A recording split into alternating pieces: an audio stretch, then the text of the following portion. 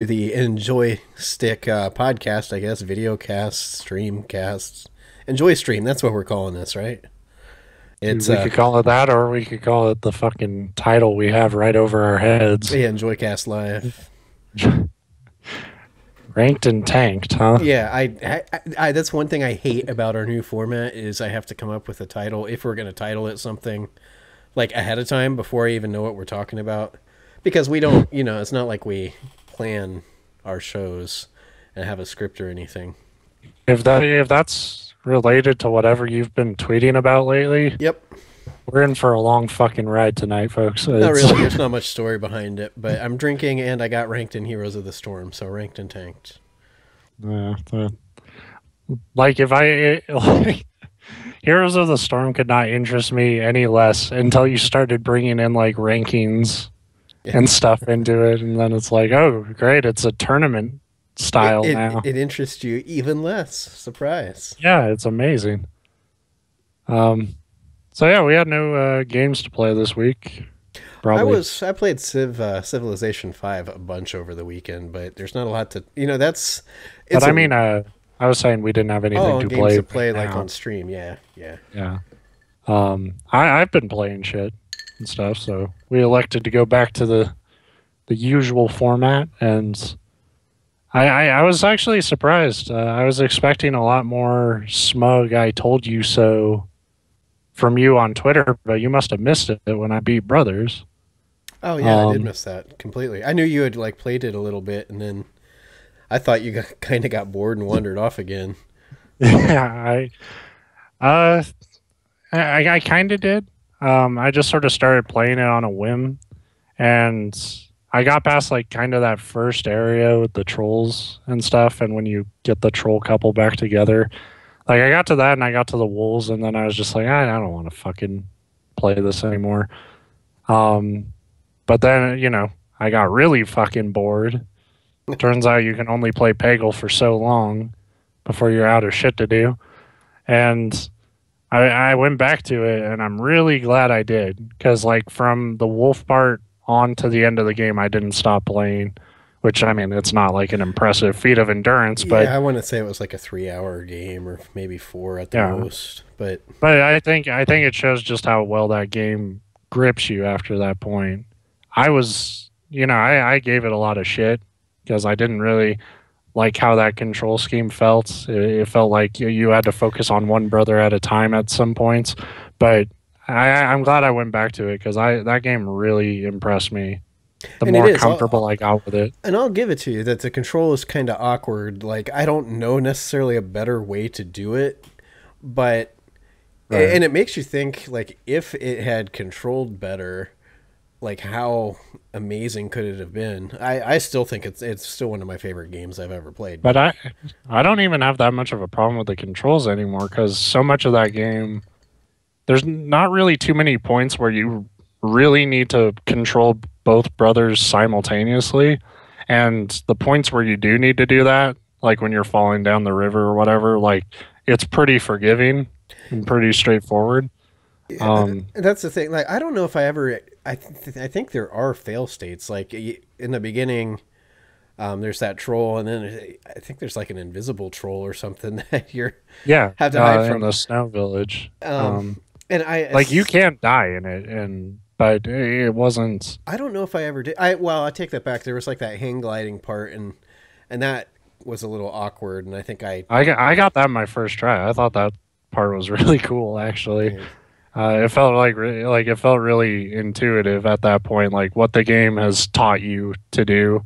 Like it just sort of came really naturally that yeah, you control how much weight is going on whichever side. Um, and then I hate to you know because I mock it so much, but it is a really like heart wrenching game. yeah. Like by the end, I was seriously tearing up, and that's that's not hard to do. I'm a total fucking wuss. No, But but I mean it. I talked about it when I played it. Like it was one of those games where you get to the end, and then like right after the gut wrenching part, like there's a little bit more where you're controlling the game. I want to try to leave it vague just in case This is I mean, we did a spoiler cast on it yeah. long But back when. so you knew what was going to happen anyway, but you probably forgot what we talked about. But you go back into Control, and then even like that, you'd think that that would kind of soften the ending, and it really doesn't. Right. But then when the credits rolled, that was about the only time with a video game I could remember the credits were rolling, and I just kind of sat there and like I was staring at. Well, it wasn't like I was reading the credits, but you're still like processing everything that I happened. actually felt like a dick because I accidentally skipped all the credits. I didn't even mean to. I was ready to just sit back and process everything and like let the credits play out and stuff. And I'll do that, if I enjoy a game or whatever. Like, not that I actually read the credits, but it feels like, all right, let them have their moment, a little Yeah, bit. And I hit a button on my controller and it skipped it all, which I appreciate. I'm glad they thought yeah, about that for people who didn't want to read their names. But I was like, man, I actually kind of wanted you guys to have just that scroll of names because like that's all you get at the end of the game. yeah. But I mean, it's Um, like you said, and sometimes certain games, not necessarily like the huge ones, but ones like that anymore, I'll find myself kind of watching just to see if there's somebody that worked on it that I know of. If I know that I know them personally, I already know that they worked on the game. But like, I follow so many people on Twitter, and it's probably the same for you. You see so many names scroll by that there's a lot of people that I follow that work in the industry, but I have no idea who they work for or what they're working on because I can't keep track of all that. So I'll watch sometimes for that, but most of the time it's like voice actors yeah, where you're like surprised and I'm trying to think. Like the guy who does the voice of Captain Quark and Ratchet and Clank, like he does a lot of shit. I had no idea. Like yesterday, I was just like, wow, he's in fucking Metal Gear and Dragon Age, and he does all these serious roles. And then like the one I know him from is this goofy superhero character from these platformers.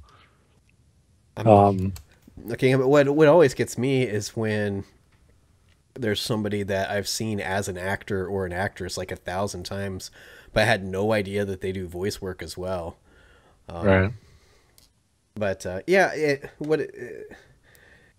and see, I Brothers had its hooks in me a lot sooner than it sounded like it did in you, and it was right about the wolf, the graveyard area there, and then the river.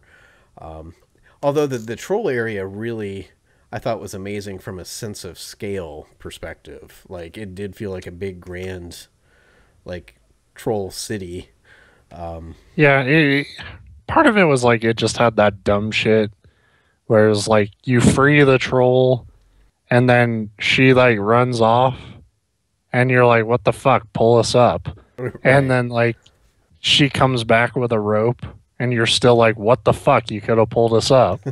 Like, Yeah. eh, And which they do later, like a segment later, the trolls help you up a ledge. So it was just this weird, like, just to add like that one little puzzle at the end where you trap a troll in a cage. It was just, it's not offensively bad, and I never claimed that Brothers was offensively bad. It was just stupid little shit well, that turned me off. from the gameplay and the like puzzle, I almost hesitate to call that game a puzzle, a platformer or whatever, because the puzzles in it were mostly so rudimentary and easy to, there was nothing that I ever had to like sit and think about like how do I do this. Um, it- I don't think there was any like things that would leave you stumped, but I definitely call it a puzzler, yeah, but just not of like a. It's not like a push the blocks and flip the switches puzzler. Really, it's more the how game introduces this system to you and then starts throwing a variety of mechanics. Like and they're when you're, very clever usually. yeah, like when you're scaling that bridge and you're like tied to your brothers are tied together and you're swinging and using like the weight of each one to like carry them to the next point. Like I thought that was a really just brilliant, like, because for a while I was stumped on that. I'm like, well, what do I do? And then like I realized like, oh shit, they'll hold on and you can swing. And Right. Um, But what I loved the most about it, and I've talked about it before, was just the way that each environment just kind of seamlessly like opens up into this next fantastical environment, and like they're all different, but they all feel like they make sense in the world.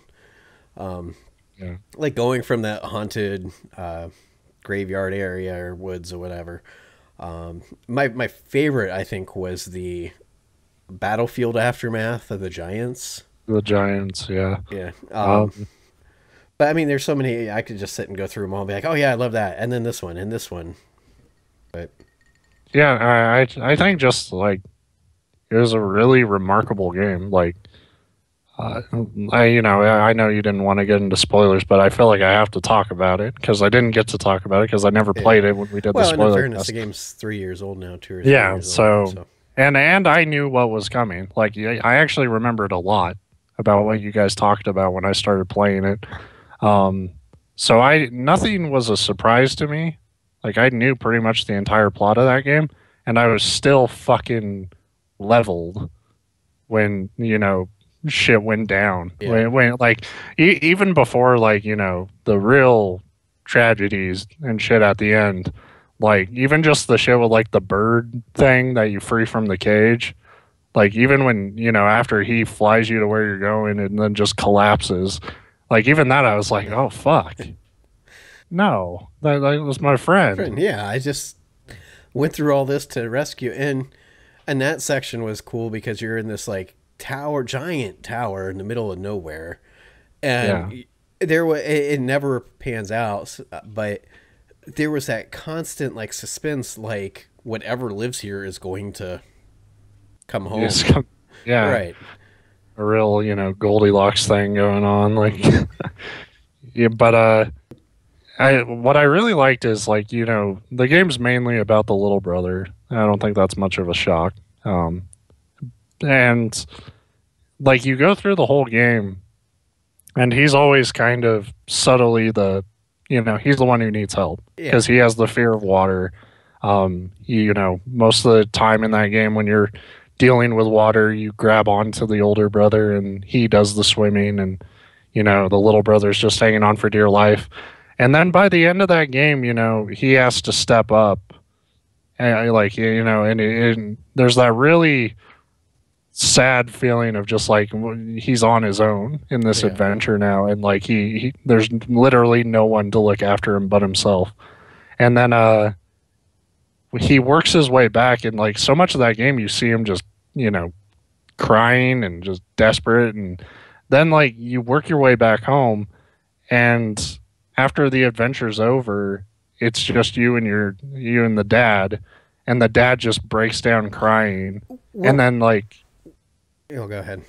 well, and then like when the last shot of that game before it pans out, like it zooms in on like the kid's face, and like he's not crying, and he's kind of more like he's sad, but he's more accepting, and he's like clearly Right. stronger. And And I one thought of that the was an amazing shot. cool things there, I guess we're gonna get very spoilery here. You have to when you're talking about this game. Yeah. The reason that he's so weak around water, they do that backstory where at some point in his childhood he was on a boat and he fell off into the water and his mom jumped in to save him, and she did, but she ends up drowning. So I Yeah. always tied it to like he feels responsible for his mom's death. Plus, that would be traumatic. You almost drowned anyway, so of course you're terrified of the water. And then I think at the end, he's left with now he's lost his mom and his brother, the one that they relied on each other so much through the journey. But at the same time, I think now he has that thing in common with the dad who feels responsible for the death of his son. Because Right. the two sons were on the journey to save the dad that was sick. So, I mean, there is a lot of really deep, just emotional threads in that story. And then, like I said, you add on to it just the very storybook, like,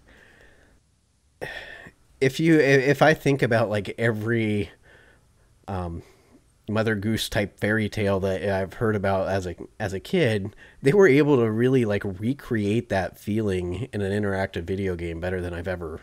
We've both, I think, experienced more fantasy worlds in gaming that we can count, but Right. I think that one just had like this amazing feel to it.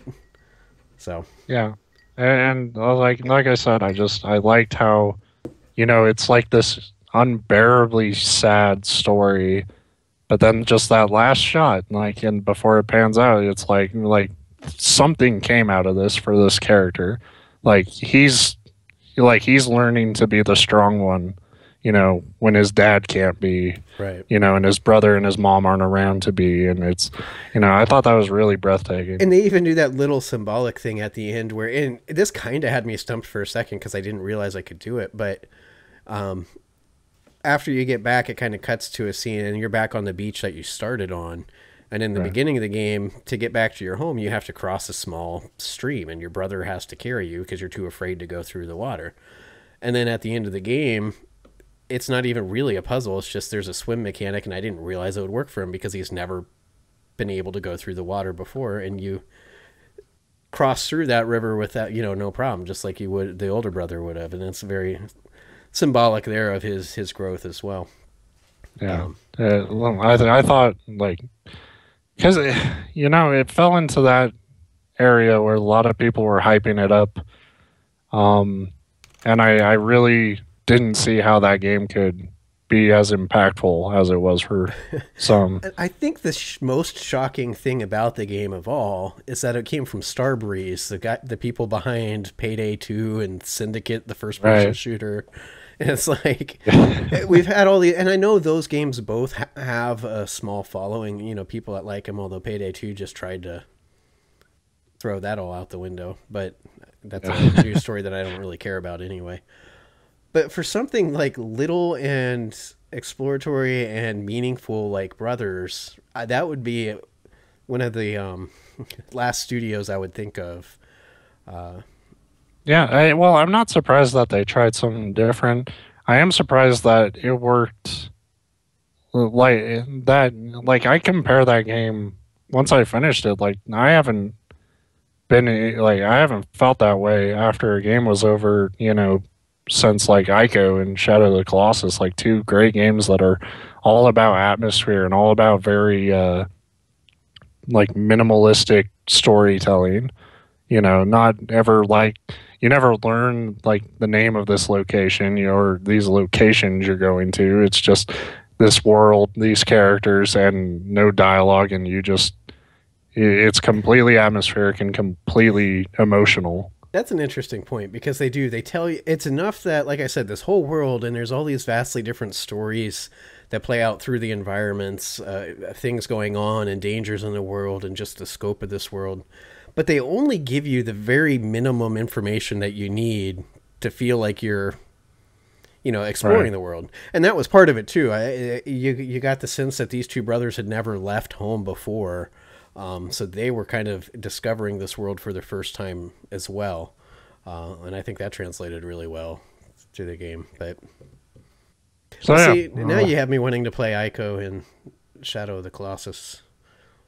well, you should, because Actually, they're fucking great. Um, did you hear about that one game that I don't remember what it was called, but it was like a small studio developing it, and it's basically Shadow of the Colossus in the snow uh, or whatever. And like it's what I saw of the trailer. It's just completely Shadow of the Colossus, and a lot of people are really excited for that. And to me, it kind of like the point of Shadow of the Colossus was that it was unique. right. And I don't want to just have another one of those.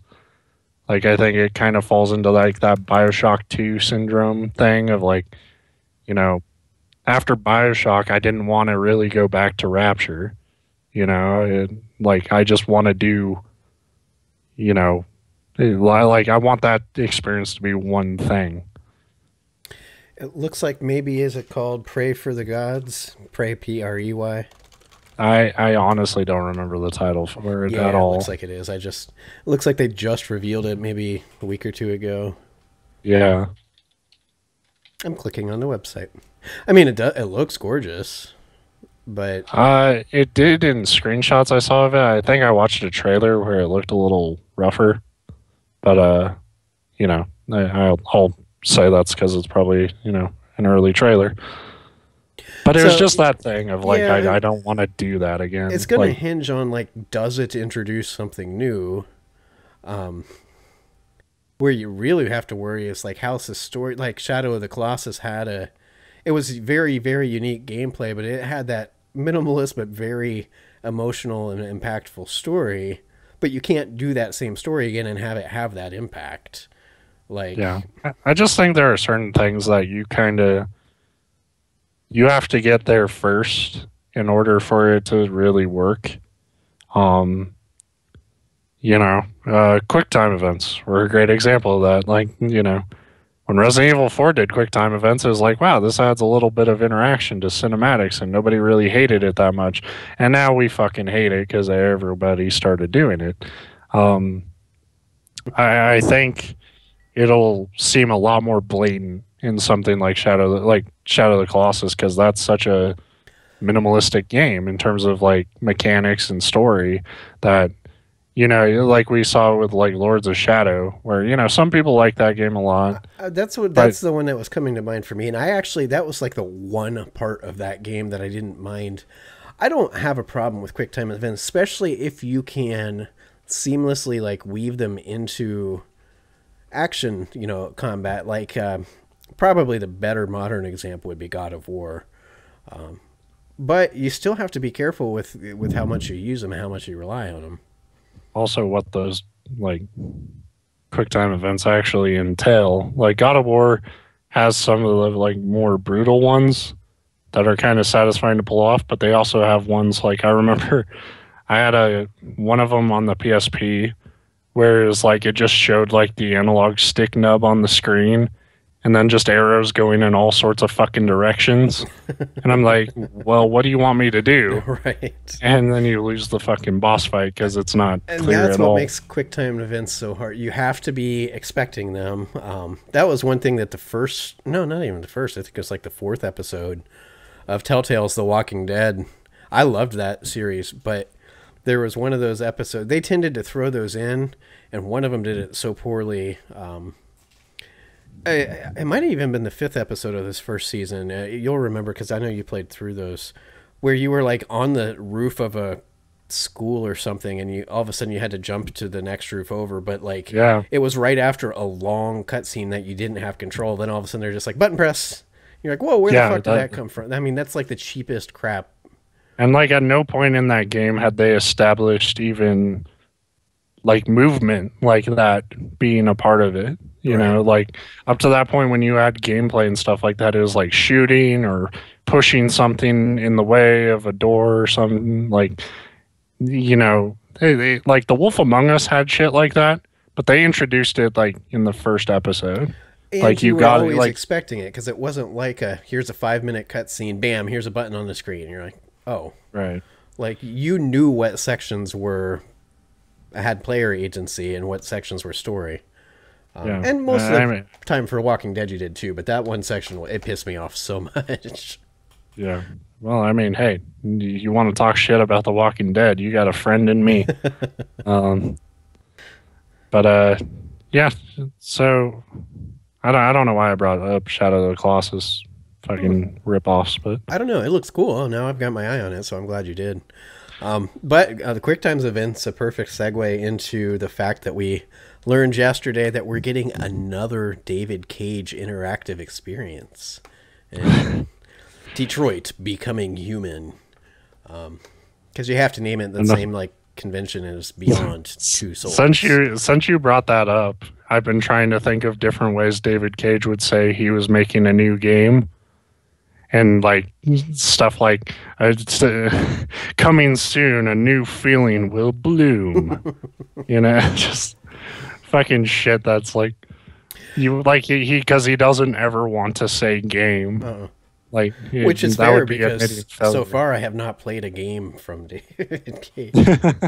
I can't. That's not true. I mean, Heavy Rain was a game. I didn't like it, and I guess Beyond kind of was. But I make fun of that to this day for the fact that most of the sequences you could literally set the controller down, not touch anything, and the game would continue to advance. Like there was no possible way to fail. I don't know. There's always that weird thing with like David Cage games, especially where it's like there are people who are like, I don't want to even call that a game. That's not even a game. Well, it is a game, Yeah. but in the same way that like Idi Amin was a human, like technically yes, but he was a piece of shit.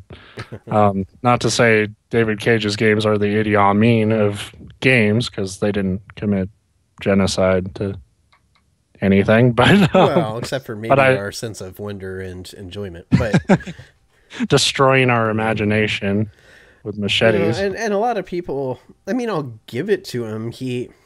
Well, I don't understand why he doesn't just go make movies. Like, well, Because probably because he knows that his stories allow wouldn't be me any better to received. allow me to internet therapist him for a second. I think he's scared, honestly. Like I think he gets to feel like a big fish in a small pond when he's working in games, even though he's not even like you know I'd put him at the bottom of like these developer He, auteurs. what he has is people recognize his name now, but Yeah. and there are people that are fans of David Cage and his games, but it's a very niche segment of and we're working on locking those people up. hmm. Get the right people in office, we'll take care of that.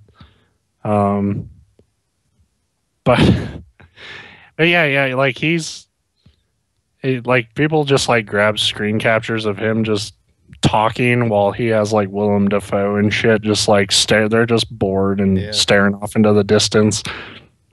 And like he's like really trying to convince him he's this revolutionary storyteller. And I think that's funny because you get the sense that the one that I saw, like you said, there are a lot of them yesterday, had both Willem Dafoe and Ellen Page kind of each of them staring off like dead-eyed, like I can't Yeah. believe we're sitting here. And it's because they've worked with actual like Hollywood directors and scriptwriters and stuff, and it's like, yeah, all this revolutionary stuff you're talking about already exists. Like, but I don't know. I mean, as much as I like to pick on Cage's games, I would like to see Detroit be a good game, but I'm not holding my breath.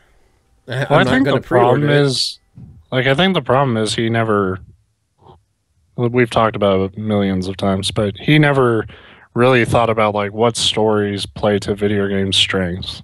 And so we see and it's not even that you can't do like a movie type story in a video game. Like I think Until Dawn, I haven't played it, but a lot of people like that game because it felt like, the slasher genre really works with video games. Yeah.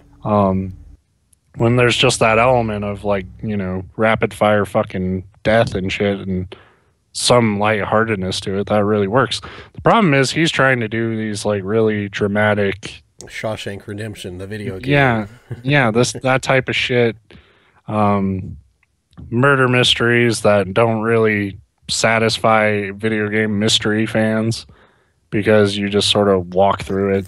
The biggest thing is you can have a epic cinematic story in a video game, but it's a game. The gameplay part has to be fun. It has to have some kind of hook.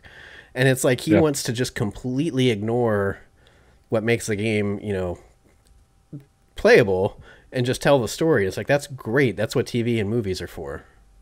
Right. Yeah, so, it's another thing. I don't really have a problem because it's just another David Cage game I won't play. Right. And there's tons of those. So if I have a console by the point it comes out, I may play it, but I'll rent it. oh, you should. Take that, David Cage. No, that's not like us. I want to do that just to screw him over. It's his games to this point have been the kind of games you don't want to pay $60 for because, yeah. I think if he had his way, you would like it would be at a movie theater, and like Maybe that's the problem. If I had played Beyond Two Souls on like a 200-foot IMAX, I don't know what's size. That's obviously not that big, but A like an King IMAX, Kong like sized IMAX. yeah, movie screen. Maybe it would have been great then because it's like wow, it's big now. Um, I don't know. So I there's don't that. think so. I was not expecting like this all this like gaming news this week, but and I wasn't even aware that they were doing the Paris like gaming show. And Sony Um, decided like, hey, let's show a bunch of stuff at this like video gaming show that's never been in anybody's like radar that doesn't live in Paris. yeah, I saw No Man's Sky. Yeah, well, not delayed, but they announced the whole fucking year they've been saying, "Oh, it'll be out this year," and then like they're like, "Yeah, 2016." It's Yeah. like, of course it's 2016. Well, in fairness, I think they were the studio that got hit really hard with like right after they first showed the game, and everybody's like, "Oh yeah, this is awesome." I want to say their studio flooded, like wherever they're based had like torrential downpours, and they lost like every. Obviously, they still had, fortunately, the code and stuff, but they lost their location, they lost all their equipment. That had to be a bit of a setback, but that was way back early in Yeah, development. That would have been before they announced it like was going to come Sony out this was year. using them to like soften the blow of the Uncharted delay. Like they were like, "Yeah, well, we consider No Man's Sky kind of an exclusive to us. You know, it'll be great for our platform or whatever." And it's like, well, that's not coming out either. So what the Yeah. fuck do you got? Um, yeah, No exclusive. I don't know. there isn't shit Yeah. left anymore. I There's was a lot looking of over like my good games coming out, but none of them that I can think are like Sony exclusives. Well, with I say all a the lot of shit good that games, but no, I'm gonna keep like. interrupting you whenever you No, it's all right. Go ahead. Uh, you need to counter my negativity. Fallout But I 4. like every year I always like write down a list of like releases coming out that I'm trying to keep track of, and I'm always updating it throughout the year. And I think I had like 5 games like a week ago on there, and all of them except Fallout 4 got pushed back. Don't Fallout you 4 love that? is Fallout 4 is literally the last game I have a note of right now coming out this year at all, which is kind of nice because it would be nice to not have to. I could play catch up for another month. I You have know, no business playing Fallout 4 because I'm only like a tenth of the way through Metal Gear and maybe half of the way through Witcher 3. But I could really see myself like as soon as Fallout 4 drops, being like, screw it, I need to play this. it's Fallout 4, man. Like that's the. And the You know, more we I still see, have the better it looks, which is saying a lot because it looked amazing from the day they announced it. like feature wise, absolutely. Like there's shit. Like I kind of went dark on it. Like they revealed a lot of stuff that I just wasn't following because I didn't really need to. It was Fallout 4. It's Bethesda. I'm gonna play it. Hmm. You know, because that's their thing. They've mastered their craft pretty much when it comes to making these massive RPGs. And then I started digging in because we're getting closer to the release, and like the shit where you're like building up settlements and Yeah. stuff, and like defending it and shit, and you can customize all that. Like awesome. Like I would love to just have a point or points on my map where I'm like, I know that's my house. I know those are my people and shit. And like, Now, hopefully, they it'll, don't get obnoxious with it where you're trying to go through the story and every 5 seconds, like, Bin Town base is is under under attack. attack. Yeah, right. Yeah. But Well, I trust them. I mean, and they've had a bunch of good Fallouts before. Well, I know they're not all been Bethesda Fallouts, but yeah. Well, New Vegas was really good from a, I think a setting standpoint and stuff. And Obsidian did a great job on that level. Technically, it was a goddamn yes. pain in the ass, and until they eventually smoothed it out. But it'll be interesting to see what's broken here because there will be technical issues. It's a Bethesda game; it just comes with that territory. But I think it'll be like every other Bethesda RPG that comes out, and I think it'll be a big hit for them. I don't know if I've seen anything that makes me think like, oh, this might be the best thing they've ever done. or even that this will be the best Fallout, but it's a new one, so that's all I need. I kind of like what I've seen of the visual style. Like they're really been portraying that like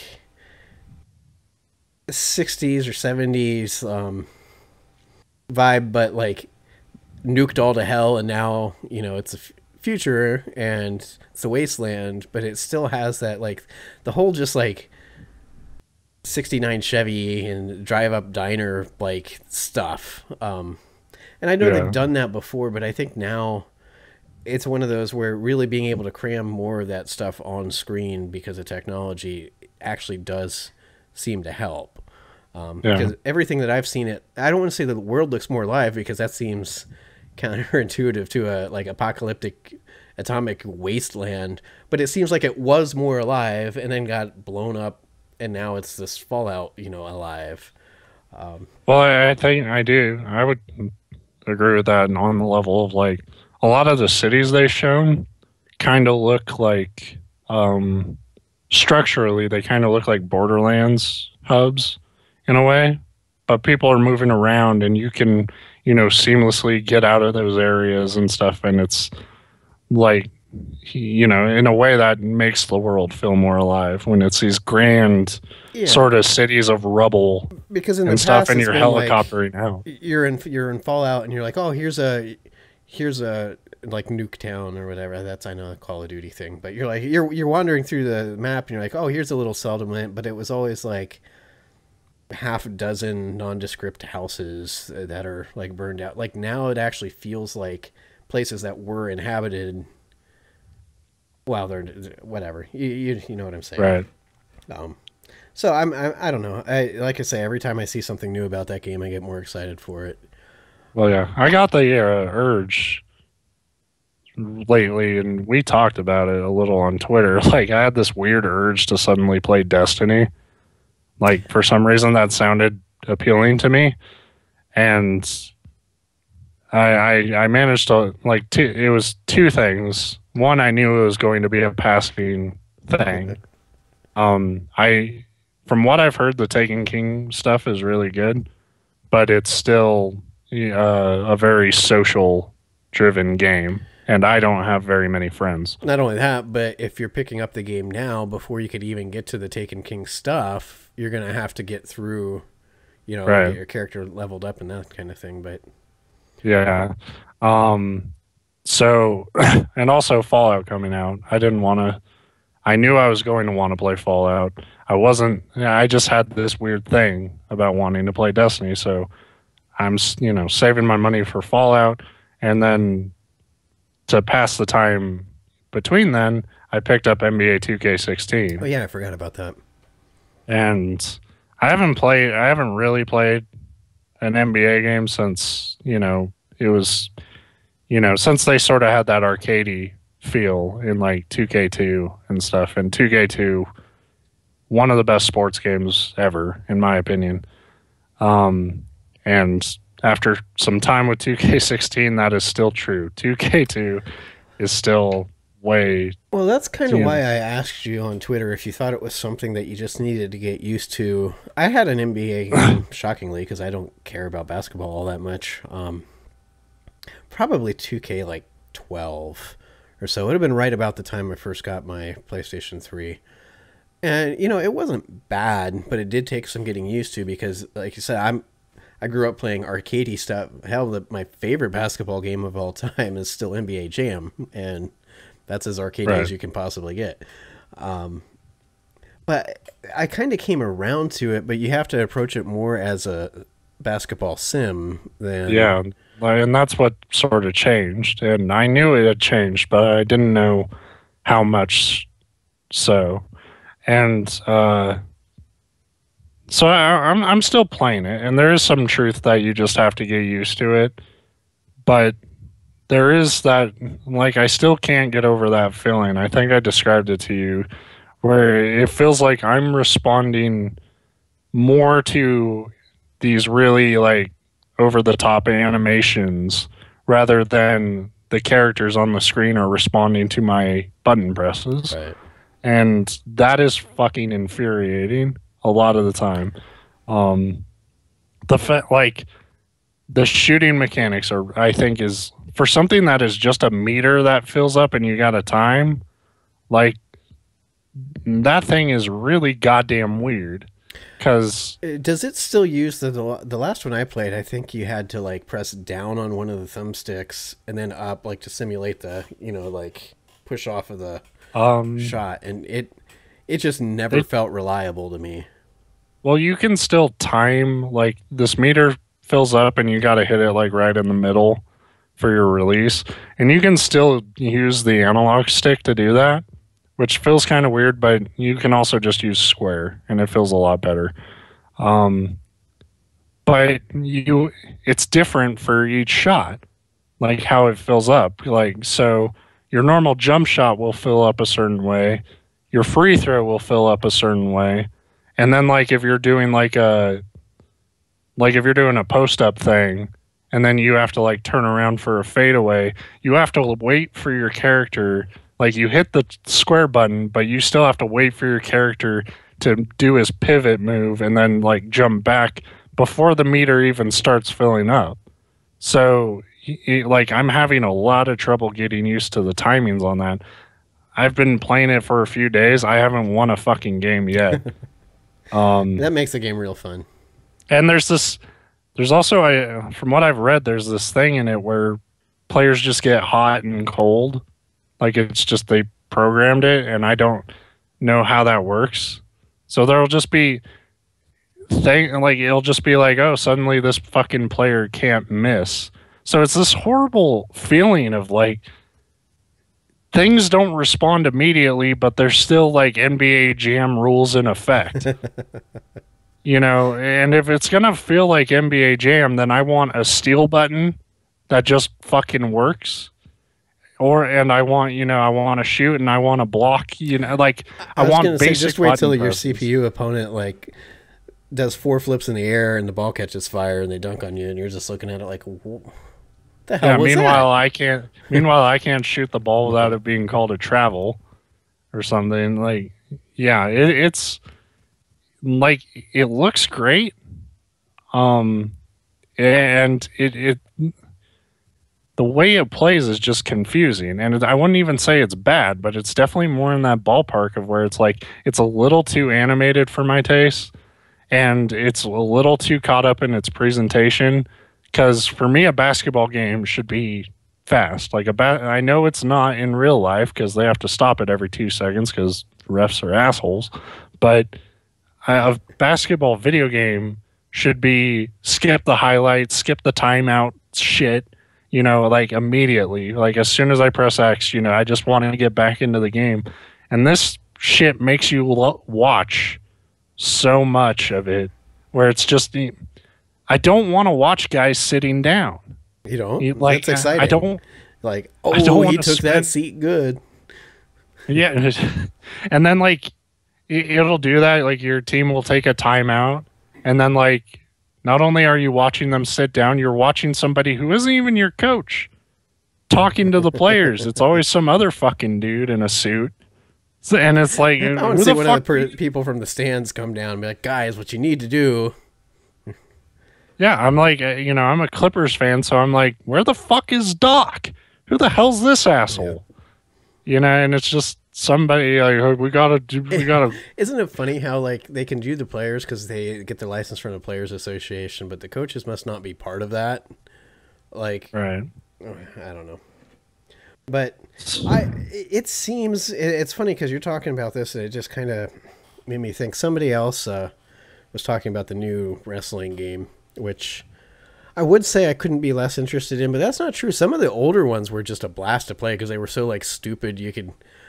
We'd only play them with friends, but like to be able to just go in the ring and like do all these ridiculous like wrestling moves, it could be fun. But they made the comment like, oh, there hasn't been a good wrestling game since 2000. And it's like, it seems the more with the sports genre, the more they pursue realism, the less fun the games actually get. Yeah. I mean, I would say I would disagree with that. Only because me and my friends had a lot of fucking fun with SmackDown. Here Comes the Pain. I think And I guess I'm using his words. I'm kind of twisting him a little bit. I think I say it hasn't been a good WWE, and it's at EA that holds that license as well. Like just well, a regular like WWE 2000 or whatever. I don't know. They have so many different. there was a split, I think, where like one company, it might have been THQ, had the SmackDown license, and then like there was Raw, Yeah. which was on other consoles and stuff. And WWE games sucked for a long time, so I don't know where that idea of like 2000 came in because I'm pretty sure they were terrible around 2000. Um, I remember WCW Revenge for the N64. Me and my brother played a lot of that. Um, but that was, cartoony. Like the big thing for that game was like if you hit a guy in the face with a chair, he would bleed. But that was literally just like a handprint of red covered on like just like it was Yeah. so fucking bad looking. But um, Here Comes the Pain was not like a technically good game, but it was really fun and really funny. Where like me and my friend did an entire like season mode where we took fucking Ultimo Dragon, who was this just jobber, nothing wrestler, never really won anything that I can remember in the WWE, and we took him to the main event of WrestleMania, uh, and the match that was originally set up for WrestleMania in the story mode was him versus Brock Lesnar. And if you know Brock Lesnar, fucking giant, just fucking ultimate goddamn Terminator athlete, Right. and this little Japanese guy in a mask. That just and we won a match that stopped him, and it was like we get to pick our opponent, and it's like cool, we're picking Ric Flair because he's old as hell, and well, we get to pick the stipulation too, Hell in a Cell. And we're like, awesome. We're gonna win the fucking world title, and that's how the story mode would end. And we had the match, and I was playing because I always have to be the fuck up. And we take Ric Flair to the top of the cage. Like, if you don't know what a Hell in a Cell match is, it's like a cage match, but you don't escape from the cage. Like, somebody has to get pinned. So wrestlers would climb to the top of this cage where they have like a cage floor, and they'll do suplexes on themselves and shit. And we're beating the shit out of Ric Flair. And how taunts worked in that game was you flicked the right analog stick. And if you did that, that would build up like your special meter to do a cool move. And everyone else in that game has really basic taunts where it's just like, yeah, just raise their arms and the crowd cheers and shit. Ultimo Dragon, for some reason, has to do fucking like a goddamn front flip breakdance thing just from tapping the stick. So I do that on the top of the goddamn cell. He plummets off the cell onto the hard floor, never gets up. Ric Flair pins him on the spot. Well, because he And was that's dead. yeah. And the game does not, when you lose in that story mode, it's not like, oh, try again. It's over. Your season's over. But that is a pretty epic ending for a player's story. Like I like that you can't just like replay it and get the ending you want. Because I was so fucking. We were up until like 4 a.m. trying to finish this goddamn story mode. Now you need to write like the memoirs of Ultimo Dragon and like include that story. Hey, you remember when you lost to Ric Flair because you fucking jumped off the cell to your death? Some people are cut out for the main event, Sometimes the bright lights shine. Yeah. And you just end it all. See, but that's why I kind of like those games. But I think if you're a hardcore wrestling fan, I can understand, like, the games technically have all been terrible from what I've seen or read. Lately, yeah. Yeah. Like, once they made that jump to calling them, like, 2K something, like they've always, like, tried to... like they're trying to go along with every other sports game by trying to add certain shit. Like they've been trying to add like chain wrestling in this new one, and apparently it just feels like garbage.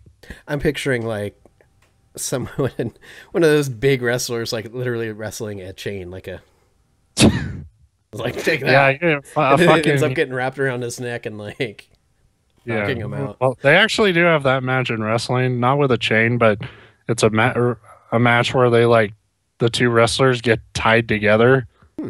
and then like they're trying to like hit the corners of the ring, and like whoever hits all four first wins. It's the dumbest match, I think, probably in wrestling. Um, but no, like chain wrestling is when it's like luchador type shit where it's like you people just front flipping and stuff and like, oh, you twisted my arm, I'm gonna do two back flips to untwist it and then I'll flip you over and you'll Yeah, flip and we're all landing on our feet and clearly helping each other and stuff. And like I'm not a huge fan of that, but I'm sure fucking kids love it. Um, but they're trying to add that to the game, and apparently it just doesn't fucking work. I think Dan Riker was talking about it today, and it's just like he loves he said something about he loves wrestling and video games more than anything, and he would like there's never like a good wrestling video game to play. you know what? I was gonna say like it's just so hard when you have such a dynamic environment like that to get those, because that, I mean, that's the essence of wrestling. It's choreographed, and when you're watching it, they have those like complex like back and forth things. But in a video game where it's not necessarily choreographed because it's happening as you do your inputs or the enemy, is fighting you, and say, well, it just must be so hard to do. But you know what? Fucking Rocksteady could probably do it. I mean, Yeah. I mean, people liked the WWE All Stars game, that really over the top, cartoony one. But I didn't like it. I didn't like how it felt at all. But wrestling fans did. So, and I think that's where you kind of have to go with it. Trying to make it a sports simulator thing, to me, I think is a real exercise in futility. One, they still don't know how to fucking animate hair. Like I that thought is all another wrestlers thing. were bald anyway. No, that's That the is problem. another Is thing. if they're not bald, they have long flowing hair, and Yeah. yeah, Or they shave it. Like Triple H, like Giant Bomb had this running joke about like Triple H had the worst fucking hair in video games because he had just these long flowing locks and they could never fucking get it right in the game. And then he shaved his head a few years ago and just sort of now he just has the buzzed look. And like Giant Bomb was like really like sad about it because it's like now we don't get Triple right. H's hair every year.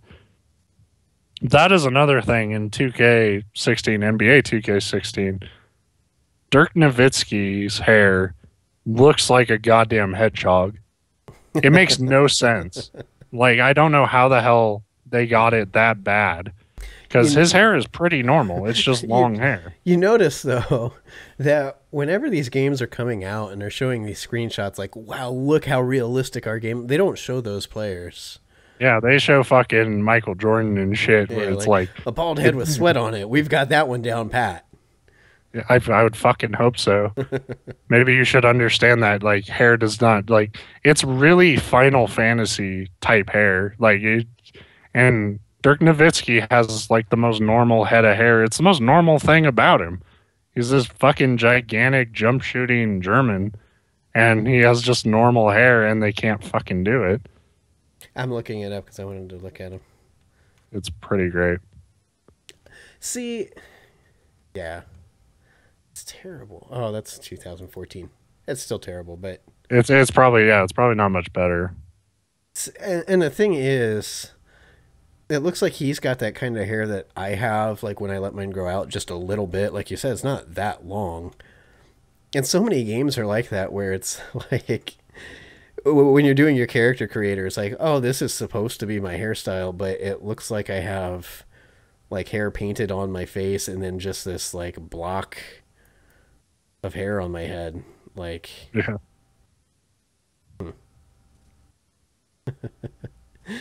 Oh, yeah, these are interesting. Like just looking through the various.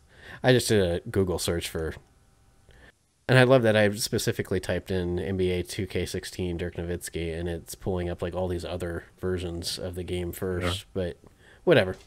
Yeah. So, I so it didn't win you over.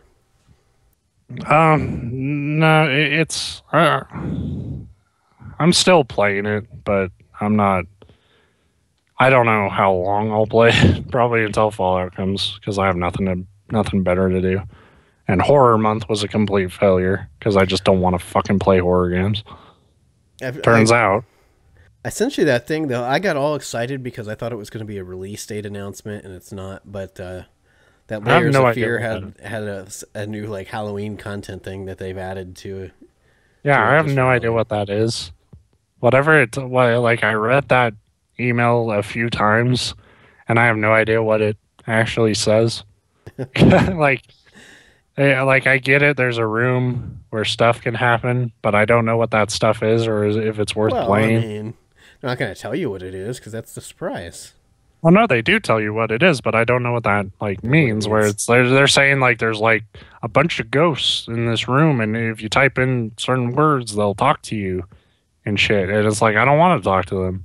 I want to fucking play your What they're game. not telling you is it's ghosts of people you actually know, like long lost ancestors. They've actually tapped into the afterlife. I don't want to. I have nothing to say to those people. If they had something interesting to say, they'd still be alive. There's Oh, a horror game that came out yesterday, I think, or um, Monday maybe, called The Park. I don't know if you've seen anything about it. yeah, I watched the trailer for it. Looked kind of fucking bad. I think I it don't looks know if cool. it I like the is. setting, but it's like one of these things that like comes out 2 days before Halloween. It's like, where were you a month ago when we were looking for Halloween content? Scary theme park. Like the setting. It looked cool. Watching the gameplay of it, like it seemed like a game that would just sort of annoy me. Where you play as a mother looking for your kid, and there's a button where you call for your kid, and it's like I work around that enough already. You know, just hearing mothers screaming for their children. So doing an entire game of that does not sound fun. Well, I mean, you just described like the first half of Heavy Rain. Jason, Jason. I don't like that shit either. He gets hit by a car, I man. I mean, how can that not affect you? I didn't get hit by the car. I'm fine. And that whole like plot line hinges on the fact that strangers would completely ignore a kid walking into traffic. Like, oh, it's not my kid. I'd probably let the kid walk. Oh, you'd push him, but I'd be in the car. yeah. He gets hit by a car, but the part they don't tell you was in the food court. So yeah, I mean, I'll probably watch you play that if you play it. I But I probably didn't want won't because it's. I was thinking about it. I'm like, well, I can't. I was like, maybe for tomorrow, but tomorrow is trick or treat, and I think that would make for a terrible stream. Like every 4 seconds, having to like have somebody tomorrow's not knock on the trick or door. treat. Tomorrow's Yeah, the 29th. I know, but our part of the world is ridiculously stupid. It's like, oh, this year Halloween falls on a weekend. Well, we're still doing trick or treat on Thursday because you have to. Makes, Halloween's on a Saturday. Fucking, it's perfect. yeah, I don't get it, I but I hate your community. me too. I'm gonna fuck it up. Go for it. Just make sure to burn my house down in the process. I get the insurance money. But yeah. So and then that would leave, Friday. I'm never home on Fridays, and then Saturday is Halloween. I could do it then, but I don't want to. And Right. then literally the second that Halloween's over, I'll have zero interest in horror games again. Like, Layers of Fear really fucked it up for me, I think, because that was like the fourth game I played or something, third or fourth, and it was so good. And I can't wait for when the full game is that's ready and out. like I said, that's what when I saw press release about the game today. I thought, this close to Halloween, I knew it wouldn't be like, oh, it's going to be out in time for Halloween, because they're not going to just like Right. do that. But I thought, well, while we're in the spirit of that kind of game, they're going to announce the release date, and that's not what it was. But No. But it was so good, and it turns out horror games, by and large, are so trash that I had no motivation to keep going.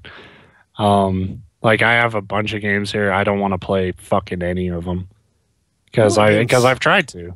Not trash, and I started the show with it talking or saying something about it, but for whatever reason, Saturday I wanted something. I needed, well, not whatever reason. I needed a break from Heroes of the Storm because you have to play 20 games in that. Once you hit Hero League level where you're actually ranked, you have to play 20 games to get your rank, and each game takes like a half hour, so that's a lot of gameplay. And I needed a break from it. And I was looking through my Steam library, and I'm like, you know what? I love Civ 4, and when I bought my laptop years ago, it was right about the time Civ 5 came out, and it was in the hopes that I could play it on my new laptop, and I couldn't because like that game is so, whatever, it wouldn't run. And I'm like, but I have Civ 5 because I bought it back then. I'm gonna give that a shot, and that was stupid because I think I started playing it at like 10 in the morning, and for most of the day, like we stopped and we went out and got food and stuff, but I probably played it for 8 hours at least on Saturday because it's the kind of game that you just start playing and you don't stop because it's turned. You've played Civilization before, haven't you? Long time ago. You get your turn and you go through. You're like, okay, on this turn I need to build this or move this troop here. You can do all your moves. And then you hit in turn and you're like, oh, well, one more turn.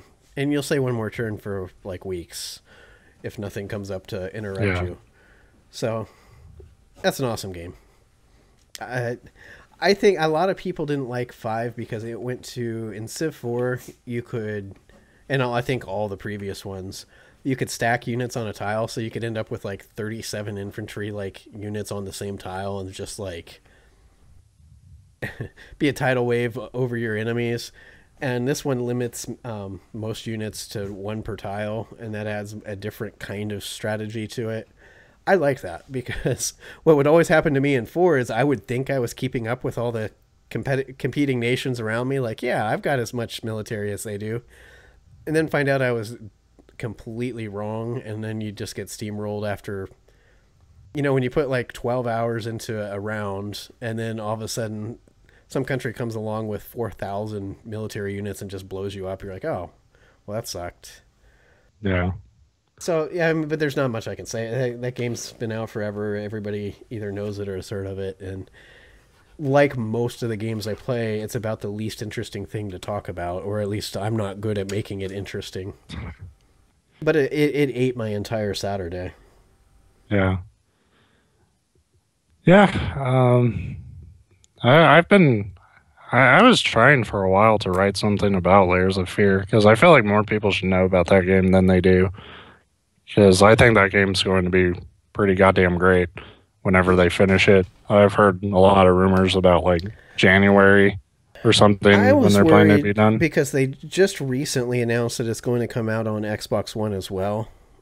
And I was a little worried that, because it sounds like what happened is in development, and like what happens a lot, and Microsoft saw it and we're like, we want this on our platform. But I always worry that that's going to delay the overall release because now maybe they've been working on the Xbox version all along, so maybe that's an unfounded worry. But they said they were talking like they keep a presence up in their Steam forum, and they like people were like, well, when's it coming out or whatever, and it's like we're still in the window that they said in early access, which is like, well, we'll release this, and then like we want kind of a 3 to 4 month period where we're kind of adding shit that the community thinks it needs, and just a couple of days ago, the representative said like we're still in that window, so there's nothing new to report there. We're not behind schedule or anything, so I don't think that has changed much about what they're planning. But at the end of the day, it's like I couldn't say much about Layers of Fear that I haven't said on this show, and that I didn't say during the stream of it. Turns out writing is really hard. Yes, especially once you've like gotten away from doing it for a while. Right. Like it's nice. All those words are so stressful. Um, but I do think I was reading about, because this is the other thing coming out in November, Bloodborne DLC. So I can confirm that my fucking goddamn nightmare diary that I thought I was done with, It's coming back. it's coming back. So, assuming that DLC works, they said that like you don't have to, it will work with like a new game plus or whatever, because it wouldn't be the diary without Farnsworth. Right. It's got to be the butler. So I'll get back to that. I can't believe like how much I've wrote about that fucking butler and stuff, and I can't believe I got to do more before the year's over. But Now I'm that was a picturing, fun project. yeah, now I'm picturing him on a beach in Mexico somewhere like, retirement is great. What? It's back. Well, we need to remember where we last left Farnsworth. He was a fucking blue alien. So a little slug thing. So it can only go up from here. Maybe. Yeah, that's Yeah. I didn't read a great detail about the DLC, but the little bit I saw, it looks interesting too. Like, So yeah, I was excited about that because that'll definitely give me a project for a little while. Because it's really like the other games I had been playing for like the last month or two.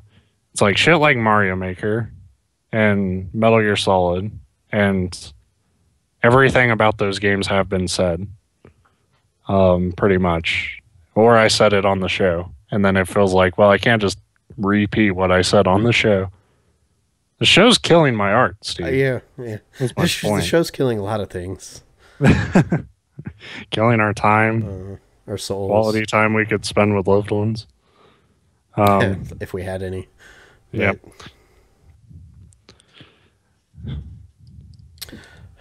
I didn't know there was more. What's with? Well, I guess there's two other things that I had. Like, all of a sudden, everybody's making caveman games, which is cool. For a long, long time, I'm like, why has nobody explored that since caveman games for NES? One of my favorite all-time nostalgia Sounds games. bonk. But there was a couple new ones revealed at the Sony thing the other day. But they look really cool. And then I of course, didn't know that was even a thing that was happening. Yeah. I followed so little of that Paris press conference. Wild. I like- Well, I guess Wild's not caveman. I don't think. There was that like Horizon something that was actually revealed at E3. Ubisoft's the Far Cry Primal or whatever that was called. I know there's one more. But there's those, and then there was a really cool, I don't remember what it was called, but VR tech demo for Sony for the Oculus, and or Sony and the Oculus. Those are two different things. I forget what Sony's is called. Yeah, wasn't it Morpheus? Yeah, there you go. Close enough. It has to end with us. And it was you were a character that was in these woods or like a jungle or something, and then these dinosaurs like start running by. It's like this scene from Jurassic Park where the little like fast like herbivores go running by, and then you see these brontosauruses or whatever walking through the jungle, which is amazing because they're like towering above the trees, and you're still down here like just dodging their feet. And as you're like trying to figure out what's happening, and you come across one that's like falling on its side, and then through the mist you see a T-Rex or whatever, maybe an Allosaurus or one of those like, oh shit, dinosaurs, like just took it down. But as you're like looking at it, it kind of looks up and just like looks at you, and then the demo or the trailer cuts out. But just the thought of like if you're going to do VR, which neither me and you, at least last time we talked about it, are like really sold on VR. But if I'm going to play it, those are the kind of experiences I want. What I think is so cool about something like that, for me anyway, like sense of scale is something that's always been hard to imagine. I think for most people, you can talk about like blue whales and stuff, or until you like go to the Smithsonian and actually see the skeleton of one or see one that's like life size model. It's hard. You just think picture, oh, this thing is big, but what does big really mean? There's another company, and I forget which one. They're a game company I like that's doing an Oculus tech demo that's similar. I think it's called the Time Machine, and those are the kind of things that I think would be cool. Being able to experience that in VR, and if nothing else, you get that sense of scale. You still have all the other problems that we've ever talked about because it's not really virtual reality. It's just like surround screen. You're still moving with a controller and that kind of thing, but it looked really cool. But the other big gaming news this week is that Assassin's Creed Syndicate came out.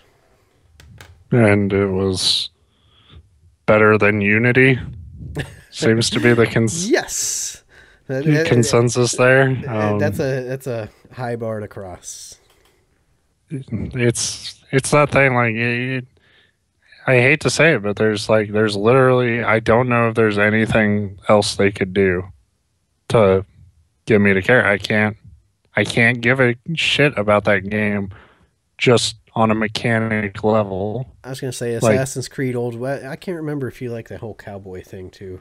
Pirates. The problem was they hit the one genre that you're actually like completely the like, one thing you give me. Yeah, right. Yeah, give me a fucking boat. I'm done. Like, I did like that there was a couple like big names, major outlet writers that like the first thing they said is, "Yep, there's still these crappy tailing missions." It's like, good.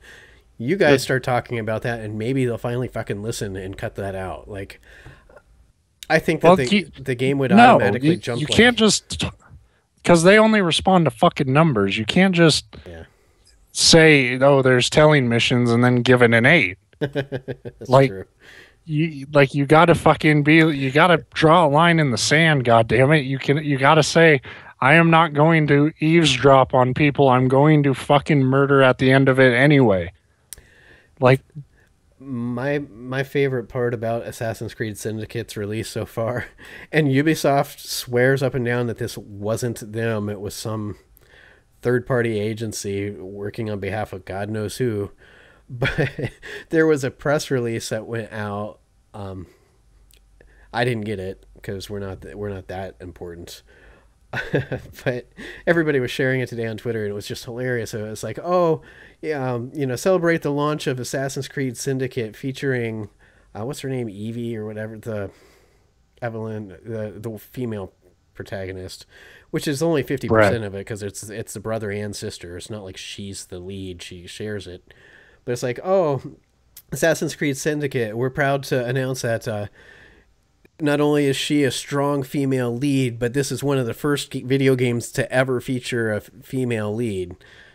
And everybody like looks at that and they're like, what the fuck are you talking about? Like, not only are we doing what we got shit for not doing but it, we're doing it better and before anyone. Right, and patting ourselves on the back. And that was the biggest complaint is everybody's like, look at Ubisoft celebrating themselves. And like I said, Ubisoft's been quick to say, hey, that wasn't us. We had nothing to do with that. And so I'm still unclear on who not only are on behalf of what, but Ubisoft, the one fucking company that can simultaneously be making up for shit and be a pioneer. And then, of course, you instantly, when they say one of the first video games to ever have a female lead, it's like, really? Like, one of them, like, on what? Like, yeah, what scale are you? Like, one of the first in the context of when we're on the year 3000? And, like, looking back and, like, all these systems are clustered together in, like, a 3-decade span. We were part of the first 5 decades of gaming to... It'll go down into history as one of the first. One of. Yeah, because Tomb Raider hasn't been a thing. That's I fucking mean, we could sit here hilarious. for like forever, and it was a clear example of some. Metroid. Yeah, that was the first one I thought, and there was games before that, but Metroid, Samus is instilled, a long time video game icon, and she's been around since Nintendo. So Yeah, it turns out, she was first at the party. She's been waiting a while, but I'm glad Assassin's Creed well, showed up to help out. I mean, Assassin's Creed was one of the first to do it only like 30 years after Metroid. I guess it hasn't been 30, but it's probably been 25. Fuck, dude, I need to know when Metroid came out. Yeah. I thought it was around the same time as Zelda, and that was, Zelda's. I thought it was before Zelda, but I'm not sure.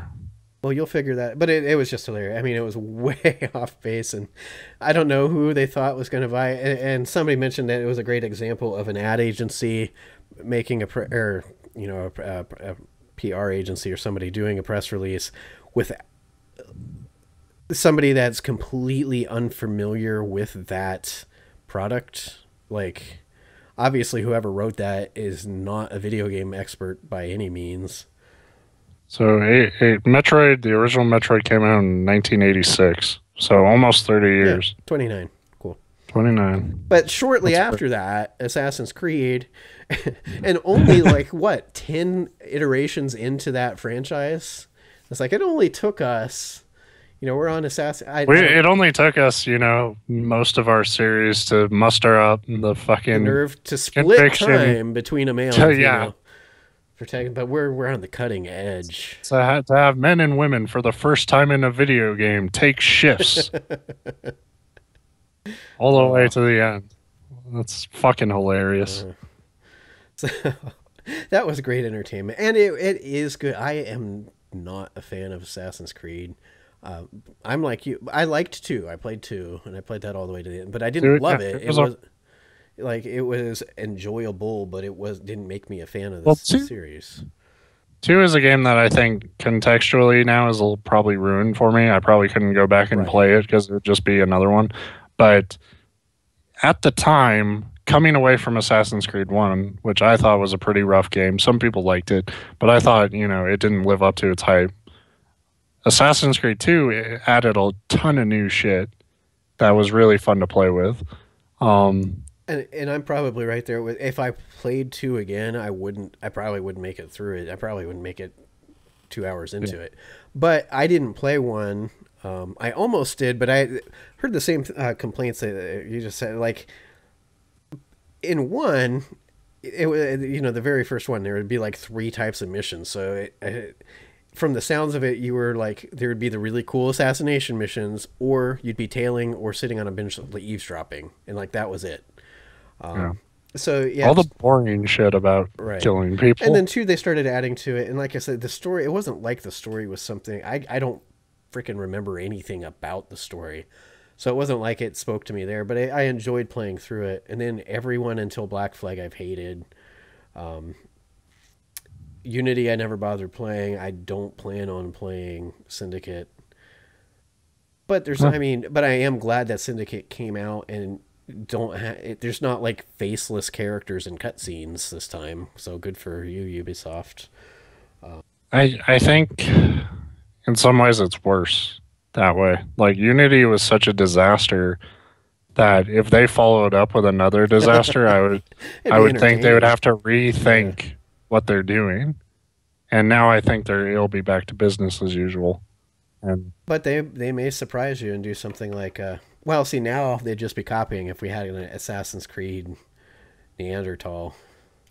I'm gonna say it like that because I know you hate it, but um, no, I don't um, know. Like it's just a franchise I can't possibly care about. it's not cut out for a yearly release at all. And I think I was talking to somebody at work. Like it's amazing talking to people about there's no way I can say it without sounding like an arrogant prick, but they're so out of the loop on like game news and stuff. So they say certain things where I'm just like, of course they're not going to do that. Like, and I don't say it that way, but I'm like, well, Ubisoft is not going to make the game where it takes place all in the future for a long time because right now they're still making money off of historical periods. Yeah, So well, they're going to milk that well for as long as they consider it an annual release. I think that we have a tendency, and I don't mean just me and you, but just anybody that writes or covers or just works around the game industry, as much as we do, I have a tendency to forget that there's a huge portion of gamers that don't follow all the news, that don't. Right. And I mean, yeah, I don't talk to a lot of people about video games like in person because most of my friends have kind of gotten out of playing them. But it's like anytime that my brother like brings up a game, I've told the story before. It was hilarious that just a few years ago he like discovered Grand Theft Auto. I don't remember which one it was. It was like Vice City, I think. And he's like, you can snipe people in the heads and it blows their heads off. It's like, yeah. Like, Yep, I played sure this does. game 8 years ago. You realize that, right? Like, Boy, do I have something to show you. Just show them Borderlands sniping. right. And it's like, Or the Sniper Elite that you were playing last week. Like, man, I guarantee he'd be nuts for that game. the game doesn't seem that bad. No. I just no. didn't have the patience for Well, it. and is V2 like the actual sequel, or is that like a remaster of the first? I think that's two. I think it's this. I think it's a sequel. I think they're at like 3 or 4 now. You just got really dark. I can tell you closed something on your computer screen. No, I opened up the Steam window to see what it was. It's funny because I always think like, oh man, you've got really good light, and it's just your monitor. Like, Yep. I my light. I have a light in this room, but it's shit. Like it's in the like corner and stuff. So like everything about my room at night is very fucking Edgar Allan Poe setup. You know, and not intentionally meant to be that way, but I can tell like, you know, everything in this room works against me to try to make me lose my mind. But yeah, I was gonna say like I don't really like I don't fucking judge people for not playing all the games or anything, and hey, if you're playing a game, I'm happy for you. Period. But when they say certain things where like there's another guy I work with and he's into video games pretty heavily, but then he makes shit up. And that drives me insane. Where we were talking about Metal Gear Solid 5 and I told him about the ending and how there isn't one and how it fucking let me down. And he's like, oh no, but they're going to make DLC for that. No, they're not. no. They came out and said they're not. Well, because And- the team is gone. I Yeah, mean, and Kojima will be fucking out of here. You know, unless you believe Konami's current line of spin, where it's like, oh, he's on vacation. And yeah, it's but like, the way they say it's more like he went to live with grandma and grandpa on the farm. Like, yeah, it's always fine. well, and it was Yeah. hilarious about that to derail that for a second is before Metal Gear 5 actually released and all this went down with Konami and Kojima. Like when they announced that Kojima was leaving Konami just a couple weeks ago, I was like, I thought they had already announced that. Like I thought they made it pretty freaking clear. Like when they tried to go through and remember take his name off the front of the, and they might, I can't remember if they actually did or because people kind of threw a fit like, hey, we know whose Yeah. game this is. So like, Little all did that we know Konami was doing us the biggest favor of all, where it was like, dude, you have no idea how much his name is in this Yeah, fucking game. Right. But anyway, my point is like that split seemed very obvious and like I won't say mutual. Like we came to an agreement. No, like it Mutual disdain. right. like they both had no interest in working with each other anymore. And then what appears to be happening to me because now Konami's kind of seemed to like back off, like you said, and start to kind of spin it like, well, he's taking a leave from and all but guarantee what happened is Metal Gear Solid 5 launched and was so freaking successful that now all of a sudden they're like, oh shit, we do need. God Like, damn it, he's a genius. right. Like, because I can, Like the I can whole already picture those like conversations. Like, I don't like Konami. Like, we don't fucking need you. Metal Gear's our thing. You're not anything special. We can. And then it comes out they're like, oh. Yeah, you just like you imagine the cigar smoking executive like throughout development, like we need that fucking game in September. No more we're not putting it off anymore. No And more then money. like and then the game comes out and then like he's coming over to Kojima's house. Kojima, baby, what do you got for me? Exactly. So that's kind of how what I feel is going on there. Who knows? I'm far from an expert. I've never talked to anybody from Konami, and I've certainly never talked to Kojima. But that's Kojima, what it how would feels you like. make pachinko better? Huh? Right, because I mean that's the other thing. Like they're treating all this like it's developing, or like it's still a fluid situation. But not only did they seem very clear that Kojima was going to split, like that they were parting ways, but they've literally said that they're not going to work on big video games anymore, and they want to move to pachinko. And it sounds like they'll still do like mobile crap or social like Facebook games, but they flat out said in no uncertain terms we're not making big budget video games anymore. So now why would they even like try to pretend like it's a temporary leave? Because what the fuck would you need them for if you're not making Well, games? I think it's what you said. I think they had no idea that people would like that game that much. Yeah. And I think they were just because when was the last time they had a real fucking ultra hit like that? Oh, yeah. Probably Metal Gear Solid 4, Yeah, maybe. maybe. And And even that wasn't to the degree that this is. I mean, no, critically it was well liked, but I don't think it's sold off the charts like 5 did. I mean, because that was a PS3 exclusive. I'd make the argument, and this would be tough, and it could be an interesting like process if we actually did it. But if you wanted to say even like, okay, pick your best games in the last 10 years, Metal Gear Solid 5 would have to be up there. And you're talking about games like Elder Scrolls, not Oblivion, Skyrim. I don't know. I mean, there's a million great games that have come out, and it would at least be up there among the top. If not my most favorite, it would probably at least be on like what I consider most important. Right. In terms of like, because I can already like we talked about it when we were just going nuts about that game. The changes it's made, like you can tell it's going to have an effect on that entire genre.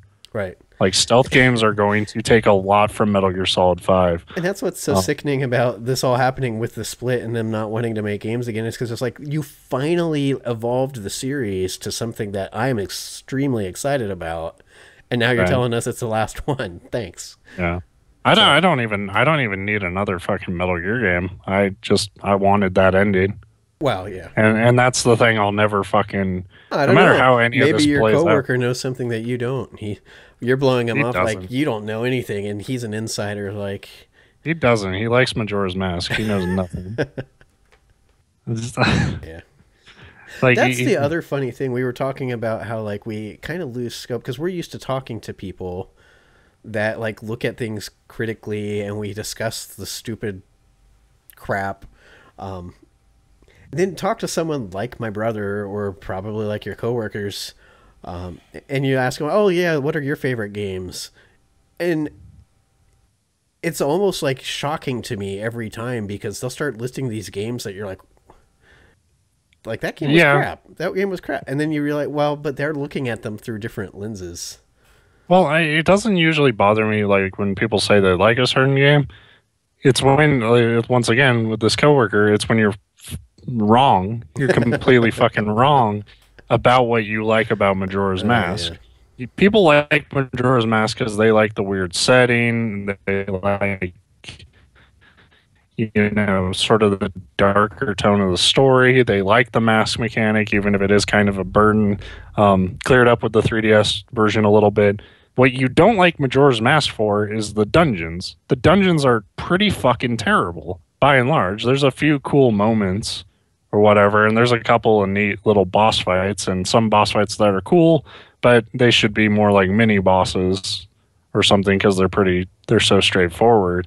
Like if you play that game's water temple, like the water temple in Ocarina of Time gets so much shit from people, but I would play that a million, like I'd play that for like 10 years in prison before I would want to spend one more second being pushed around in a circle of water tubes in Majora's Mask, waiting to just randomly get to the point where I have to fight the giant fucking fish who's just you throw boomerangs at him and it's a long fight. It's a pain in the ass.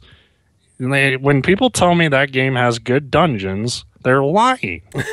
They're completely lying. That is just dishonest. That's not opinion. Like, well, where you usually catch up to them is where they're like, yeah, Majora's Mask, my favorite game. I loved it on Super Nintendo. And you're like, yeah, that's not like the problem with this coworker is he's the fucking anti-me about everything. Where he's like, oh, I loved Skyward Sword too, and it's like you're insane.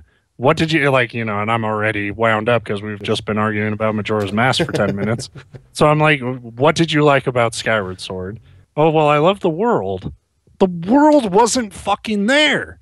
It was just hallways, man. The dungeons are what makes Skyward Sword remotely good. Yeah.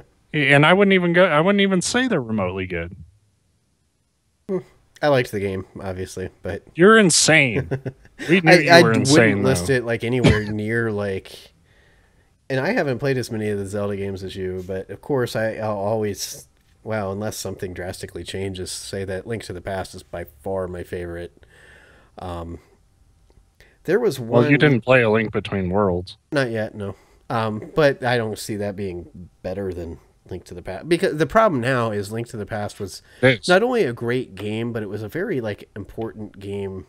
As one of those things where you play it at a time in your life where like it's always going to be memorable. It's got the nostalgia like value added to it now, so it's going to be really hard to overcome that.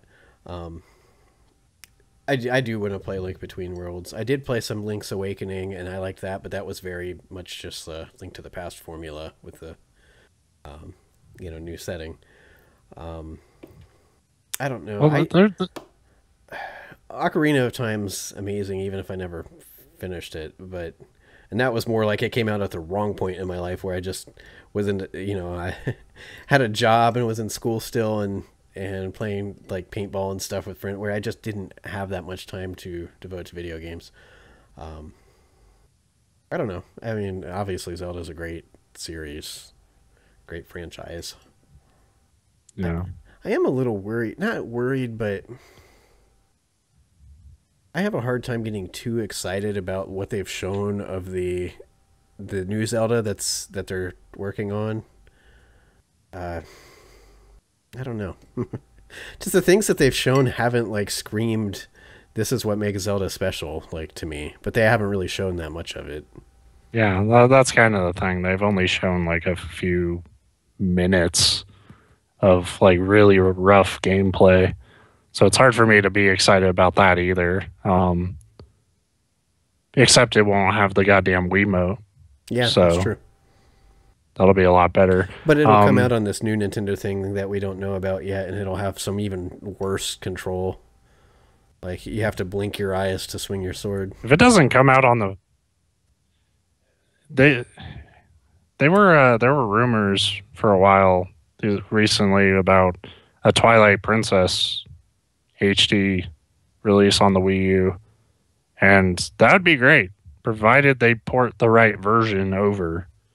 Where I can use the fucking controller and not, wave my goddamn, have to pull out the old Wiimote and the goddamn gross, like, grip thing that covered it. Like, that shit, like, Wii condom is what we called it, but.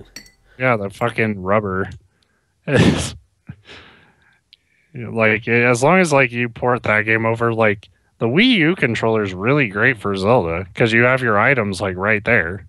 Like on your screen, and you don't have to go to like a menu or anything. That was a cool thing about Wind Waker HD. Like, I like that mechanic, so I would actually be pretty bummed if they like pushed the new Zelda onto the NX or whatever they're doing. Yeah, and I because don't know if I they like will the Wii because U a the lot. rumors are that the NX is actually still going to be more of a handheld centric. Like it's supposed to be some kind of amalgamation between handheld and console, which is what the Wii U is. Except for sounds like because I know the Wii U gamepad works like within range of your Wii U. And I don't know. It'll be interesting to see what the NX even is. It's impossible to guess on what Nintendo's doing because they're Nintendo, but I think that would disappoint and anger a lot of people if they push that new Zelda back to that system.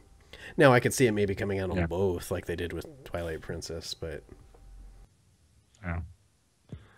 Well, we'll see. I agree with you though. shocking. Kind of. A Link to the Past is not the best Zelda. Mm-hmm. I don't agree with that, but I'm in the minority in that opinion. Either I don't way, know. we should probably There's wrap up been the show. enough of those games that people's favorites are kind of all over the board. Just anybody says Zelda 2, you know they're clinically insane. But yeah, I think. Yeah, my call quality is going to shit, so I well, should get out of here. yeah, you're the good sign out person though, so I'll let you take care of that, even though it's all on the screen now. Oh yeah. So yeah, thanks for anyone who watched, listened. This is the Njoycast, live or not live, depending on when you heard it. You can check us out at NJoystic.com, where shit does go up occasionally. Not lately, but occasionally. The official Twitter feed for the site at NJoystic. If you want to be kept up to date with anything new going on with the site, that's where to do it. You can also follow Steve at Phaser3D and me at BP Matlock. I'm usually yelling about shit. Phaser3D is usually retweeting people funnier than him. Mm-hmm. That's what I'm best at. That and talking about Heroes of the Storm or anything that's just kind of boring. I love being mean to you because you So just does take everybody it. else. You are an internet punching bag.